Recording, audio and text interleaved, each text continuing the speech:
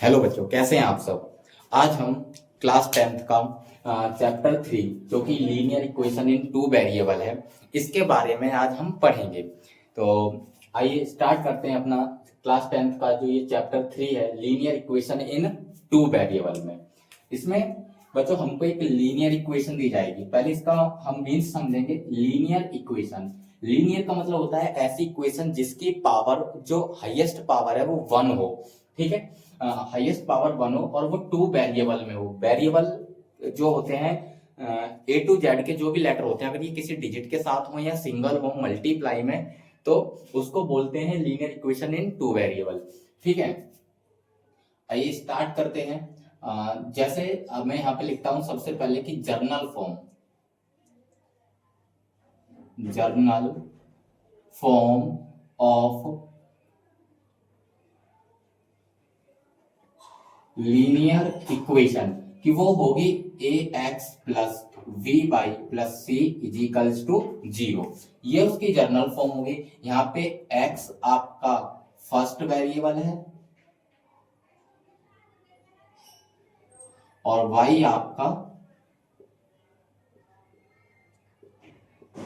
Second variable है और सी जो होगा वो आपका कांस्टेंट होगा, कांस्टेंट टर्म। इसी तरीके से ये तो जनरल फॉर्म है लीनियर इक्वेशन की। अगर आपके पास अगर टू लीनियर इक्वेशन दी हुई है ना, यहां पे लिख देते हैं व्हेन टू लीनियर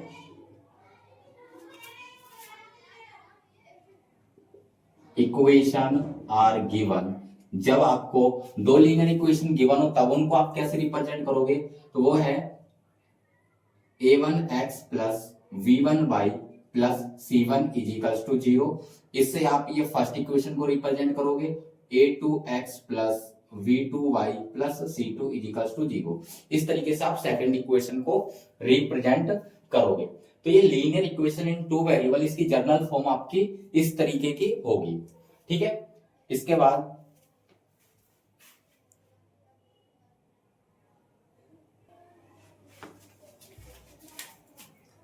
अब इसमें अभी हमने जैसे कि पढ़ा था कि हमको दो लीनियर इक्वेशंस दी जाएंगी।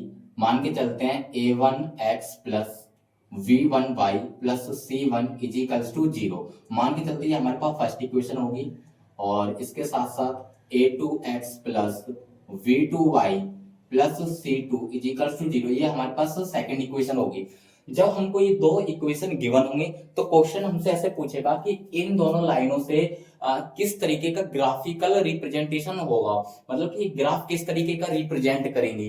ठीक है, ये जो लाइनें हैं वो सॉल्यूशन किस तरीके का रिप्रेजेंट करेंगी, हमें इसमें बताना होगा जब हमको दो लाइन इस तरीके से गिवन होंगी। तो इस कंडीशन में हमको क्या करना है, सबसे पहले हमको वैल्यू फाइंड करनी है a1 अपॉन में a2 कॉमा v1 अपॉन में v2 एंड c1 अपॉन में c2। हमें इसकी वैल्यू चाहिए होगी। a1 की वैल्यू हमें मिल जाएगी फर्स्ट इक्वेशन से, b1 की वैल्यू फर्स्ट इक्वेशन से, c1 की वैल्यू फर्स्ट इक्वेशन से। इसी तरीके से a2 b2 c2 की जो वैल्यू मिलेगी वो हमें मिलेगी सेकंड इक्वेशन से। और हम a1 अपॉन में a2 b1 अपॉन में b2 c1 अपॉन में c2 इसकी वैल्यू को फाइंड कर लेंगे।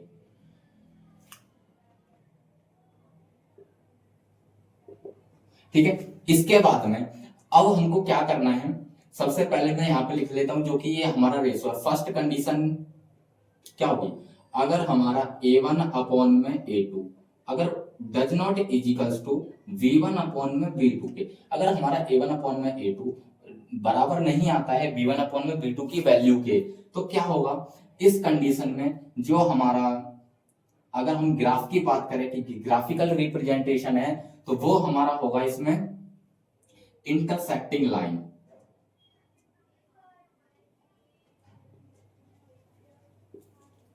इंटरसेक्टिंग लाइन, ठीक है।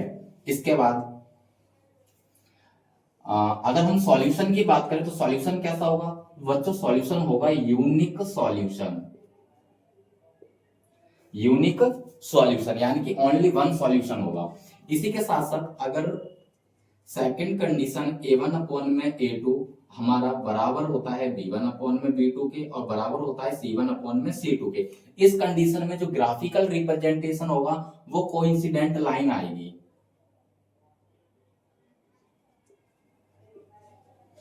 Coincident line. और सॉल्यूशन की बात करें तो मैनी सॉल्यूशन होगा।